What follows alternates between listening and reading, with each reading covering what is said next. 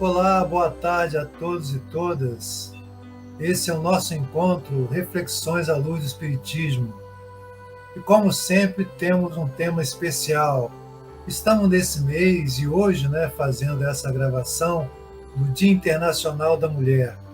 E vamos falar sobre a questão da autoestima, enfatizando a autoestima, no contexto feminino. Como é que isso se organiza, como é que isso pode ser estruturado. E para conversar com a gente a respeito desse tema tão necessário, tão importante, mais uma vez temos aqui a nossa grande amiga, parceira do MAP, que já fez inúmeros vídeos, a Vera Jacques, psicóloga com uma vasta formação e vivência na trajetória da psicologia. Quero destacar aqui do seu amplo currículo, a formação em liderança do Projeto Internacional de Autoestima, que você fez, com o Bob Mando, é assim que fala? Isso, é uma americana. Americano. Então, Vera, um prazer mais uma vez. Agradecemos aqui em nome do MAP a sua contribuição. Queremos lembrar quem está chegando agora, pelo Instagram, pelo YouTube, pelo Facebook, que nós temos dezenas, praticamente centenas de vídeos no MAP. E lá temos vários da Vera, no início da pandemia, questão do medo, muitos temas interessantes que nós abordamos e que naquela época teve uma contribuição fantástica, 3.000, 4.000 visualizações, então chegou para muita gente naquele momento que todos nós estávamos precisando. E agora, graças a Deus, estamos entrando assim numa outra fase, Uma fase assim que, segundo os cientistas, estamos de fato nos encaminhando para o fim da pandemia. Mas requer ainda cuidado, Como os profissionais estão colocando, embora a liberação da máscara, vem a recomendação dos cuidados que todos temos que ter ainda nas relações mais próximas aí. E Vera, então, nós vamos falar hoje sobre a questão da autoestima. Mas antes eu queria que você falasse um pouquinho de como começou a história aí do Dia Internacional da Mulher. Você pode dar uma palhinha para a gente, antes que a gente entre no tema? Sim, primeiramente eu quero agradecer estar aqui, por essa oportunidade de poder contribuir, falando sobre o Dia Internacional das Mulheres. Desde 1911, que as mulheres iam às ruas reivindicando melhores condições de trabalho e contra a Primeira Guerra Mundial.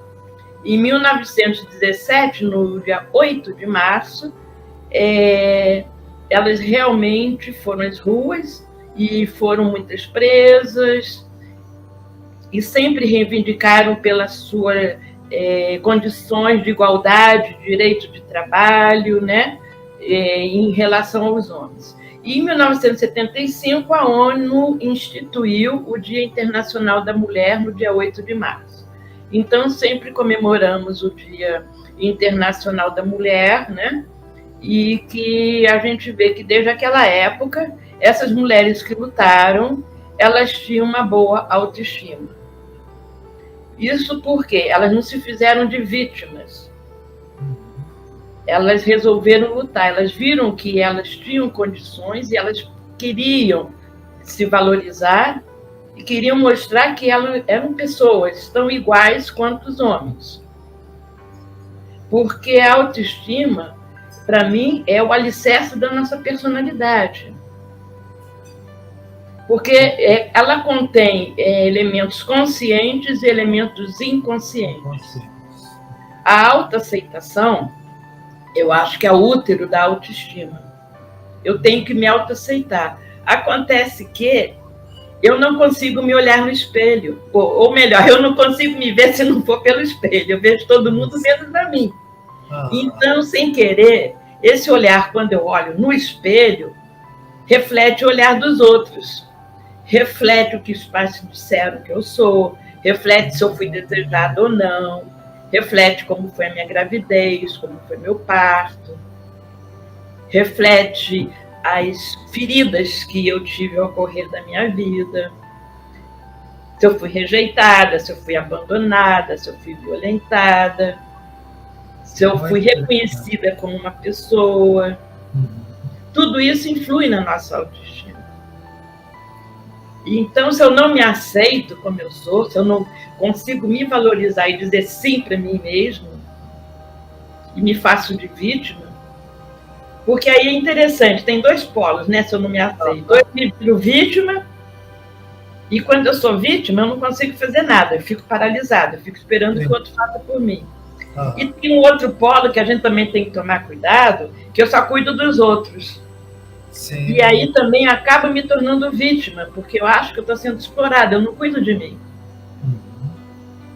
Perfeito. Eu não tenho tempo para cuidar de mim, porque eu só posso cuidar do outro se eu estiver bem comigo. Se eu estiver mal, eu não vou conseguir. Perfeito. Muito interessante. Se o médico estiver passando mal, ele não vai conseguir te atender, ele está doente, ele precisa de cuidados. Porque nesse projeto de autoestima são vários pontos, né? Porque é uma miscelânea. Agora, para fins didáticos, a gente divide entre autoaceitação, autoimagem, humildade, liberdade, o espaço sagrado que eu tenho que ter. E a gente vai estudando cada fase. Cada jornada. São as 10 jornadas da autoestima. Então, tem a parte que é a autoaceitação, e tem a parte da tolerância, que quanto mais eu me aceito, mais eu tolero os outros. Então, Vera, assim, quando você fala da questão como fazer, né? E aí, nesse conceito que você já está falando do autoconhecimento, né? Existe diferença aí quando a gente fala de autoestima para autoconfiança? Qual a diferença? Existe ou é a mesma coisa?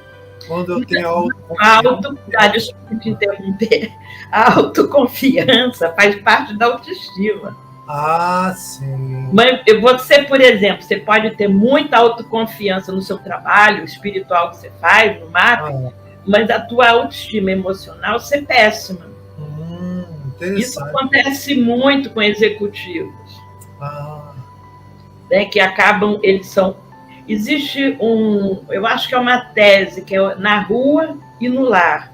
Altos executivos, eles são ótimos no seu trabalho, mas em casa eles são mais pestes. Nossa! Porque eles precisam exercer o poder. E quando você precisa exercer o poder, você pode olhar e dizer, essa pessoa não tem uma boa autoestima, porque precisa humilhar o outro, não tem humildade para ver que é tão igual quanto o outro. É diferente. Eu sou diferente de você. Nós somos pessoas totalmente diferentes, com qualidades e defeitos diferentes, mas somos iguais. É interessante você estar falando, e a gente vai fazendo um link, né, com o que a doutrina espírita nos traz. E aí, quando você sugeriu esse tema, a gente falou, como é que a gente pega pelo Evangelho alguma coisa sobre autoestima? E aí a gente lembrou, né, da fala de Jesus, que está em João, né, João Evangelista, no Novo Testamento, vós sois deuses, né? E tem um companheiro da Federação Espírita do Paraná, em que ele coloca que Jesus já trouxe esse caminho, o nome dele é Cleiton Reis, já trouxe esse caminho do autoconhecimento, esse caminho, né? Para que a gente possa ter esse desafio de conhecer a nós mesmos, nos libertarmos das algemas que nos prende ao dogma, ao preconceito, à ignorância. E eu acho que é possível fazer esse link com a autoestima. Por exemplo, assim, quando a gente pensa assim, vós sois deuses, mesmo sem a gente mergulhar no entendimento, parece que já passa para a gente, olha, você é luz, né? Brilha a vossa luz. E aí você falou assim, que a pessoa pode escolher o caminho da vítima, né? Ou no sentido oposto, né? Do algoz, né? Agora, como se fazer isso? Porque muitas vezes as nossas reflexões, não, você deve, e a pessoa às vezes não sabe como fazer. E é nesse ponto que o projeto ajuda a encontrar o caminho de como fazer a autoestima? Sim, porque você acaba vendo os elementos inconscientes, as tuas crenças limitantes que te impedem de continuar. Você torna consciente o inconsciente, aí dá oportunidade para a pessoa mudar. Crenças limitantes. Fala um pouquinho mais, o que são crenças limitantes? Eu não vou conseguir, eu não posso, sou burra, porque já fui rotulada, mulher está velha, eu estou velha para fazer isso. São várias crenças, eu não vou conseguir fazer. E isso pode estar assim. Claro, se eu falo que eu não vou conseguir, eu não consigo mesmo. Sim, sim. Aí você falou assim, isso pode começar lá na infância, né, na nossa história de vida, do que a gente consegue assimilar da escola, do contexto social da família, né? E então a importância de ter cuidado em relação com as crianças, né? Então são dois universos, aqueles que estão agora cuidando das crianças, dando atenção para isso, né? E aqueles que já estão na vida adulta, mas que essa autoestima ainda ela é muito precária. E aí essa autoestima, ela sendo precária, ela sendo bem mínima, né? Você acha que, no caso, é uma das razões do que se permite aos relacionamentos abusivos? Você acha que tem algum link nisso aí? Certamente. Você pegou um link, eu acho o seguinte, eu pensei numa frase, né, que tem no Evangelho: amai ao outro como a si mesmo. Sim. Mas se eu não me amo, eu não vou amar o outro. Verdade, muito interessante. Foi o Christian Dunker, um psicanalista, eu fiz um curso com ele, e eu achei isso, que ele tocou nisso, sabe? Acendeu uma luz. Que a gente não pensa nisso. A gente acha que se for bonzinho, se frequentar um centro, se frequentar uma igreja, seja lá o que for, que a gente é bom, mas nós não somos. Eu acho que o relacionamento abusivo pega uma vítima, a mulher vítima, pode ser homem também, né? Porque a mulher também, às vezes, abusa do homem, se ele se sente vítima. Mas eu acho que predomina muito mais a questão da relação abusiva em relação à mulher, não, Vera? Claro, porque nós vivemos num patriarcado ainda. O mundo ainda é dos homens. Então, de alguma maneira, o homem, quando tem baixa autoestima, ele se torna violento, ele precisa se empoderar, vamos dizer. Eu não gosto muito dessa palavra, não. Mas ele precisa mostrar que tem poder. Então, ele quer mandar em quem? Na mulher. A mulher tem que obedecer a ele. E aí, se ela não obedece, se ela quer ser independente, livre, e aí a gente lembra lá das mulheres lutando pelos seus direitos, eles não querem isso. Eles querem que a mulher fique ali submissa a eles. Que obedeça. Porque aí eles têm um controle, eles têm medo. Aí nós vamos tocar na autoestima. A gente não sabe, nós estamos falando de um homem hipotético. Ele pode ter medo de ser abandonado, ele pode ter medo de ser rejeitado. Toca na infância dele, toca na história dele que a gente não conhece. Mas ele precisa mostrar que tem poder. Toda pessoa, Bira, que precisa ter poder e se sente superior a outro, ela não tem boa autoestima, porque não tem humildade. É uma das jornadas da autoestima. Interessante. Né? Porque se eu tenho humildade, eu sei que o outro é tão bom quanto eu, o meu porteiro é tão bom quanto eu. Nós somos pessoas diferentes, tivemos oportunidades diferentes. Mas eu não sou melhor do que ele, porque sou uma psicóloga e ele é um simples porteiro. Importante essa observação, né? Muito importante. E, sabe? Então, você olha para a pessoa, você vê logo. Eu tive um ex-cliente que ele falava assim: eu sempre observei meus colegas como tratavam o pessoal do cafezinho, da limpeza, que eu sabia que a hora que ele fosse ser chefe, eu estaria em maus lençóis, porque ele iria se tornar um déspota. Você está entendendo como é que as coisas funcionam? Interessante. Por isso que é complicado, a gente tem que tratar todo mundo para ter boa autoestima. O Bob Mandic falava, né, que uma pessoa adquirindo autoestima no planeta já melhora, porque ele fazia vários encontros no mundo inteiro. Perfeito. Então, Vera, dando uma pausazinha para quem está chegando agora pelo Instagram, pelo YouTube, pelo Facebook, nós estamos aqui no nosso encontro, né, Reflexões à Luz do Espiritismo, conversando sobre a questão da autoestima. E nesse mês, né, que é lembrado o Dia Internacional da Mulher, o mês, né, da mulher, nós estamos aqui destacando um pouco desse universo feminino, e no projeto que a doutora Vera já desenvolve há muitos anos, né, a respeito de como, né, se estrutura, como pode se organizar a questão da autoestima, o que fazer, e dando algumas pistas, né, em que muitas vezes a gente confunde, né, o bem servir com ser servil, né, que ser submisso, né? E você pode deixar o seu comentário, a sua contribuição, para que a gente possa estar aqui interagindo. Vera, e nesse contexto ainda, em que você fala do teu projeto, você falou vários aspectos aí. E você falou também do lugar do sagrado. O que é isso? Como é que é esse lugar do sagrado em relação à autoestima? É porque normalmente a gente não presta atenção que nós precisamos ter no nosso ambiente ou fora um lugar sagrado para a gente meditar, para a gente estudar, e que ninguém entre. Eu tive uma ex-cliente que ela falou que o lugar sagrado dela era uma cadeira. Na cadeira ninguém podia sentar, só os cachorros. Ali que ela estudava, ali que ela lia, ali que ela meditava. Então, eu vou dar um exemplo. O porco-espinho, ele é muito molinho por dentro e tem os espinhos. E quando ele se sente ameaçado, ele abre os espinhos, mas ele não joga. Ele só joga se estiver ameaçado. É isso. Eu tenho que limitar um círculo que eu não deixo as pessoas entrarem. As pessoas tóxicas, as pessoas vampiros.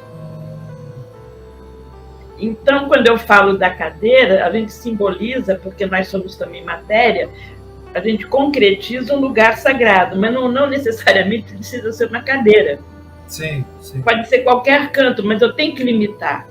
Um exercício que todo mundo pode fazer, eu vou dar agora aqui, fazer um círculo, colocar o que você quer que fique dentro desse círculo, o que você não quer que fique, então você põe para fora, e na linha delimitante o que pode e não pode entrar, quando você quiser, quando der permissão.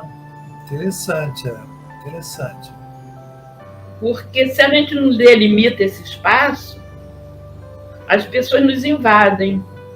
E a gente se deixa ser invadida também. Com certeza. É muito interessante essa reflexão que você está trazendo.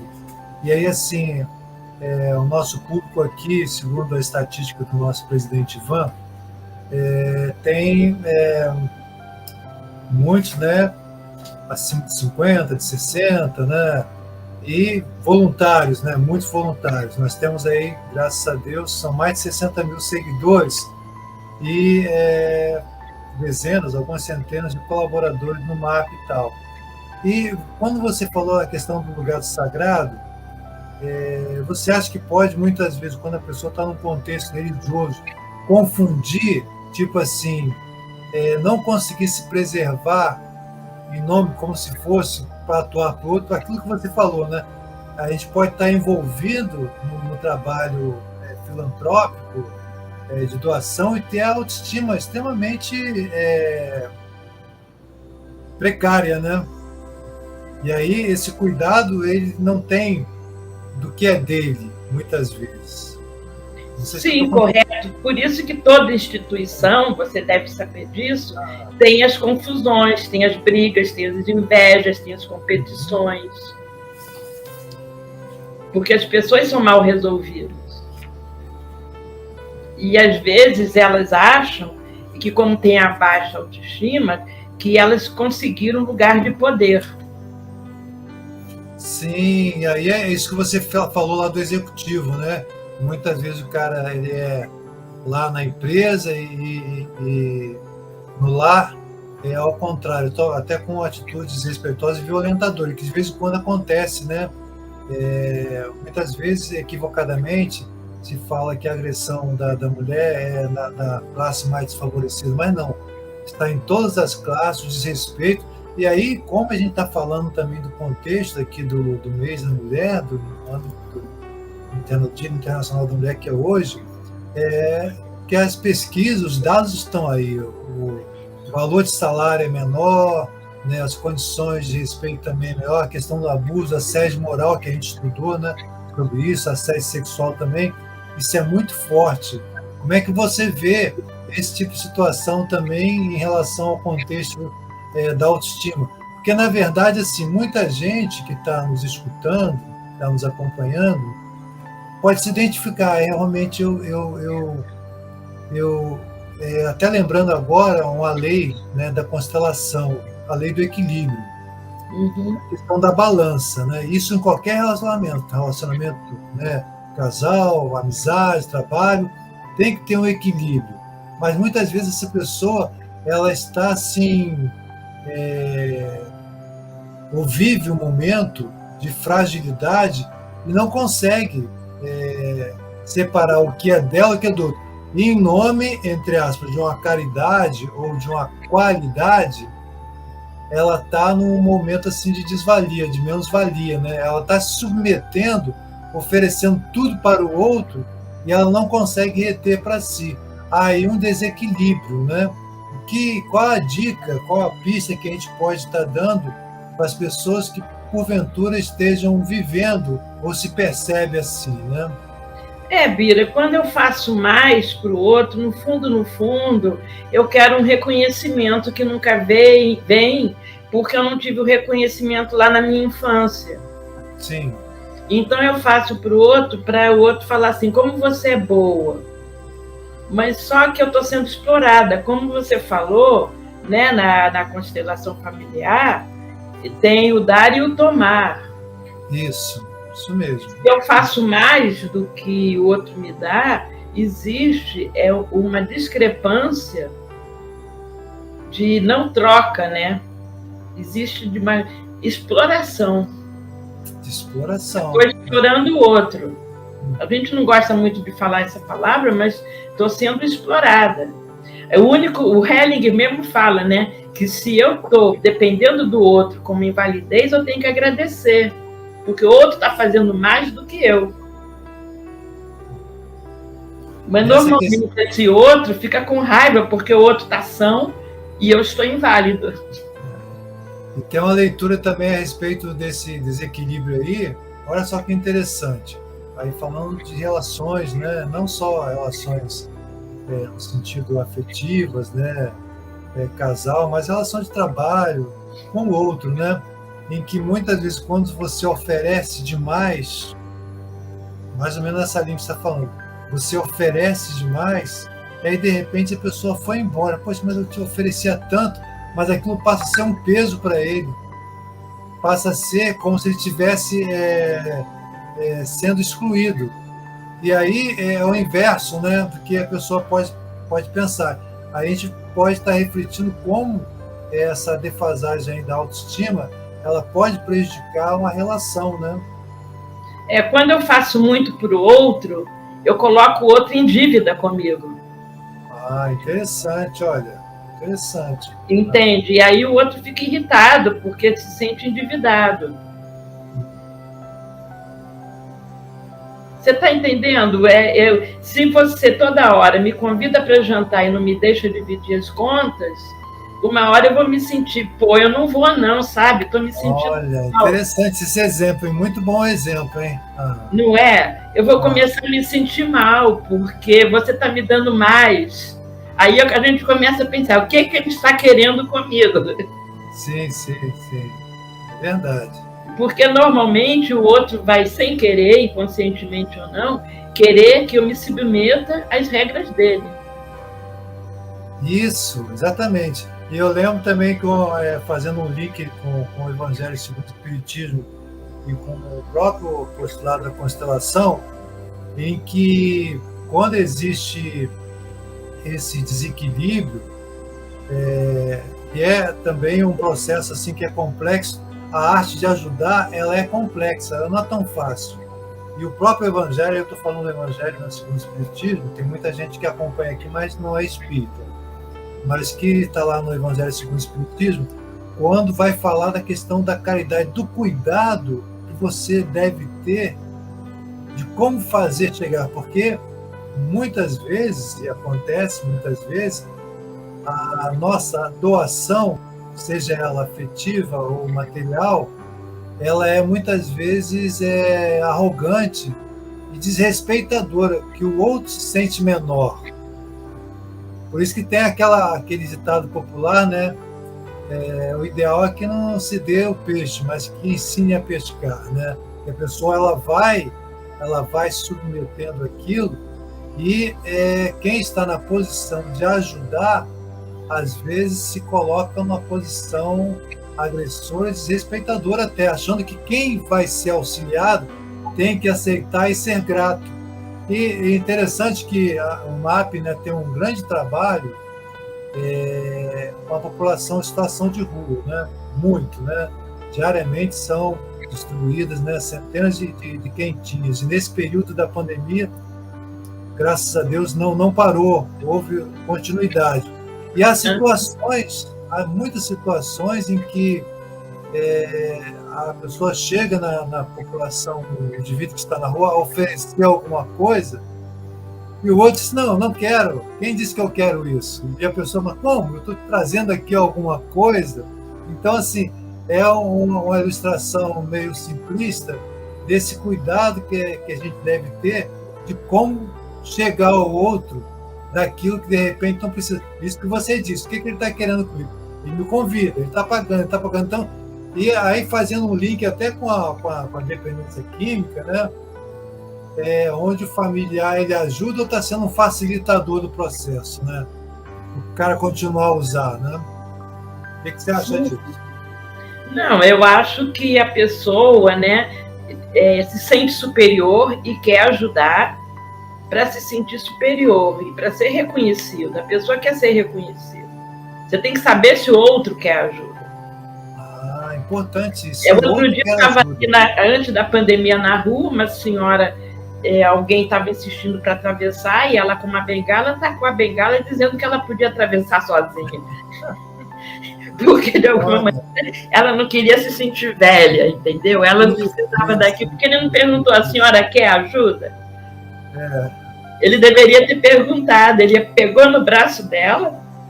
Importante isso, quer ajuda. Então você não pode pegar no braço do outro, você não pode abrir a boca de alguém e tacar conhecimento. Não adianta, tem que saber se o outro quer ajuda.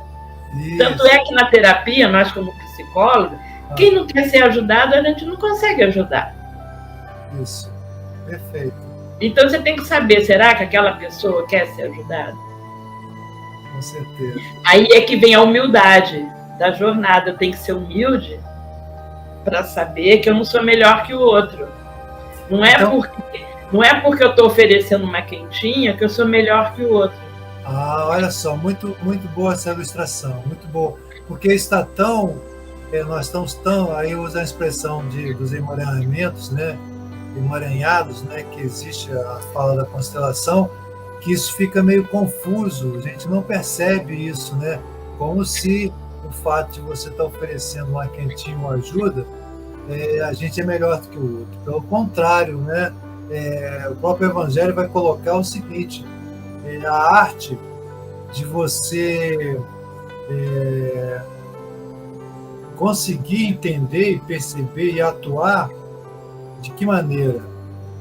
Eu te agradeço pela oportunidade que você está me dando de chegar até você. Espero que eu possa aprender esse contato. E não ao contrário de você já se achar que você é melhor que o outro. E Vera, nosso tempo aqui, já está no finalzinho, dia 29 minutos. Foi rápido, né? Muita coisa, né? E aí eu estou... tema que expande, porque faz parte de todas as personalidades que são construídas, né? De todos nós. A gente está sempre construindo e revendo isso tudo, porque a autoestima não é uma coisa sólida, ela muda. Se eu fico desempregado ou desempregada, minha autoestima vai. É um processo permanente, então, de construção, é isso? É um processo permanente de eu estar me trabalhando. Se eu sou abandonado por alguém, minha autoestima cai. E aí eu tenho que rever o que está acontecendo. Agora, Vera, falando do teu projeto, você falou algumas questões aqui do sagrado, né, de crenças limitantes, né? Mas chega um momento em que é difícil a pessoa conseguir isso sozinha. Por exemplo, assim, ela está voltando a falar aqui, que é a temática, né, infelizmente, que ainda preciso falar muito dos relacionamentos abusivos, né, violência, né, doméstica em relação às mulheres, né? Quando ela não está conseguindo, ela não consegue, por questões diversas, né? Está extremamente fragilizada. Eu lembro de uma situação que eu acompanhei que a pessoa não conseguia, e aí vem como se fosse uma terceira força. A terceira força pode ser um processo terapêutico, pode ser, por exemplo, como o MAP faz, nós fazemos o atendimento fraterno, quando a pessoa tem uma escuta, um acolhimento. Qual o momento que existe um sinalizador assim, olha, sozinho não estou conseguindo, como eu posso buscar ajuda? A pessoa tem que estar consciente, querer essa ajuda, querer sair, querer se modificar, querer se transformar. Porque às vezes as pessoas gostam, inconscientemente, gostam de ficar naquele lugar. É o ganho secundário. É um ganho secundário, é uma questão inconsciente. Não que a pessoa ela está conscientemente desejosa daquilo, mas é um ganho secundário. Isso o ganho secundário que ela tem medo de sair daquela situação. Essa situação ela já conhece, a outra ela não sabe como é que vai ser. Se não acontecer um fato detonador que obrigue ela a ir, raramente ela vai, ela se acomoda, porque aquilo ela já conhece. Então, ela tem que querer.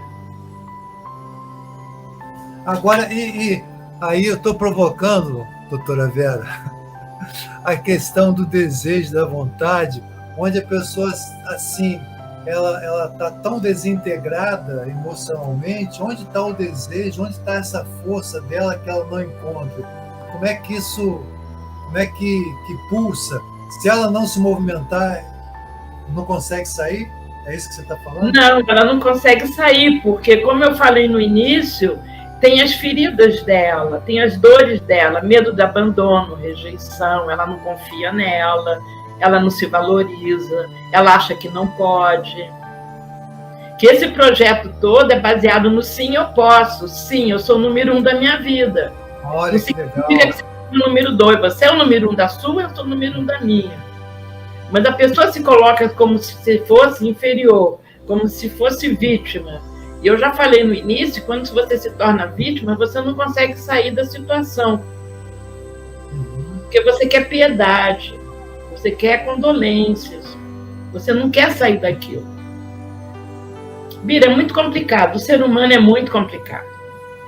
Mas essa expressão que você colocou, Vera, assim, eu acho que é um caminho que transmite para as pessoas que encontram, né, nesse processo, todos nós, essa expressão, né? Sim, eu posso. Fala um pouquinho mais. Nós estamos aqui agora, faltando 5 minutinhos para a gente terminar. Se você explorar um pouquinho mais desse sim, eu posso. O que significa? Olha, sim, eu posso, sim, eu posso, eu tenho condições, eu me valorizo, eu me respeito. Eu sou única no mundo, não existe outra Vera. Na hidroginástica, às vezes, somos 4 Veras, mas nós somos totalmente diferentes. Cada uma é uma Vera. Eu sou importante.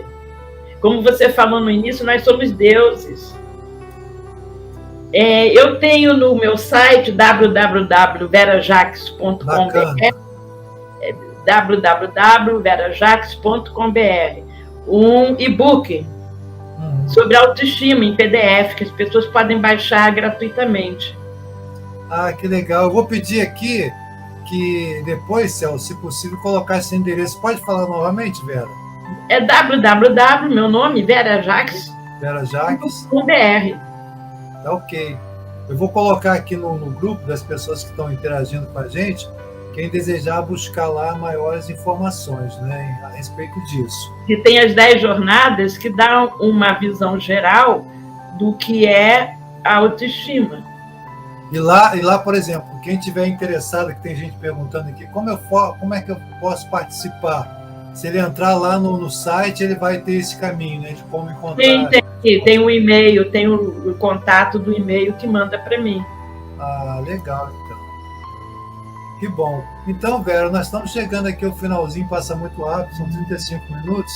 O que mais que você poderia falar em relação a essa temática, lembrando no mês de reconhecimento Dia Internacional da Mulher, o que você gostaria de enfatizar, a tua mensagem aí, de toda a sua trajetória, do que você produz, do que você tem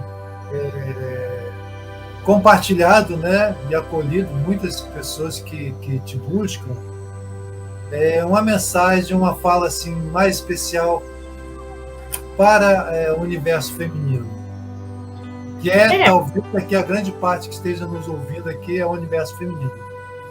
Eu acho que nós, mulheres, nós participamos muito ativamente, atualmente, né, da sociedade. E houve uma modificação muito grande na educação e na maneira de se viver, né? Minha avó não saía de casa sozinha, era feio. Então, nós, mulheres, conquistamos vários setores e agora, graças a Deus, estamos voltando à época. Sempre tem uma coisa ruim e uma boa, né? Minhas avós não pintavam o cabelo e nós estamos voltando a não pintar os cabelos. Assumimos que não precisamos ser jovens, precisamos assumir nossas rugas. As nossas rugas fazem parte do nosso projeto de vida, do que nós vivemos, do que nós sofremos, das nossas dores, das nossas alegrias, das nossas construções, das nossas perdas. E aconselho as mulheres a procurarem outras mulheres e fazerem um grupo, porque nós, mulheres, nos apoiamos muito. Bacana. E está comprovado que quando as mulheres tomam um chá, um chopp, um café, seja lá o que for, a vida delas, a vitalidade aumenta. Eu acho muito interessante isso, o núcleo de amizade, que nós fazemos uma rede e acabarmos um pouco com essa rivalidade que às vezes as mulheres têm entre elas. Eu sou mais bonita, eu sou mais inteligente, eu sou mais isso. Eu acho que você deu outra dica importante, né? O Celso botou seu endereço aí. Eu vi, obrigada. Dos grupos, né? Da questão dos grupos, por exemplo, assim, se sozinha ela não consegue identificar um grupo, né? E existe uma enormidade de grupos, né? Seja na comunidade, né? Seja grupos terapêuticos, grupos que, por exemplo, né, trabalho que as universidades também oferecem, oficinas, né? Porque ela ali vai encontrando força, ela vai encontrando discernimento de como ela pode ir se empoderando, né? Se organizando, se reestruturando, para que ela possa, então, conseguir avançar, né? Conseguir crescer e, naturalmente, a partir do respeito que ela vai conquistando por ela mesma, primeiro por ela mesma, né? Como se falou do auto-amor, do autoconhecimento, e vai naturalmente se refletindo no respeito que o outro vai ter diante dela, né? Enquanto ser social, mulher cidadã, trabalhadora, mãe, esposa, companheira, tendo esse respeito e essa dignidade que é necessária a todos e a todas, né? Claro, e principalmente ela vai ver que todos nós temos nossos problemas, né? Que não é, e cada um acha que só ela tem aquele problema, mas muitas de nós temos os mesmos problemas. E aí se divide e achamos uma solução. No grupo se divide e soma. Não, se tem problema, vai ter a solução. A solução vem antes do problema. Isso aí. Se divide para somar, né? Sim. Então, Vera, agora nós estamos realmente no finalzinho. Queria que você, então, deixasse um até logo aí, agradecendo mais uma vez e colocando para que quem esteja aqui agora nos vendo possa compartilhar esse vídeo para muitas pessoas que, com certeza, vai contribuir e agregar a informação do que a gente conversou aqui. Eu agradeço a todos, agradeço a você, Bira, né, pelo contato, agradeço ao MAP, a sua oportunidade, E vamos conquistar nossa autoestima. Sim, eu posso. Todo mundo fala, sim, eu posso. Isso. Sim, eu sou o número 1 da minha vida. E agora encerramos. É isso aí. Então, sim, eu posso. Eu sou o número 1. E entre lá no endereço que o Celso já botou aqui para quem desejar conhecer mais a respeito do trabalho que é feito. Olha, verajaques.com.br. Então, mais uma vez, agradecemos a Vera, essa oportunidade ímpar que tivemos, que estamos tendo aqui, e agradecemos àqueles que estão tendo aqui a participação pelo YouTube, pelo Face, pelo Instagram, e que possam acompanhar toda a programação do MAP, que é vasta. Entre, participe, e até o nosso próximo encontro, Reflexões à Luz do Espiritismo. Muita paz, paz de luz, paz de bem, paz.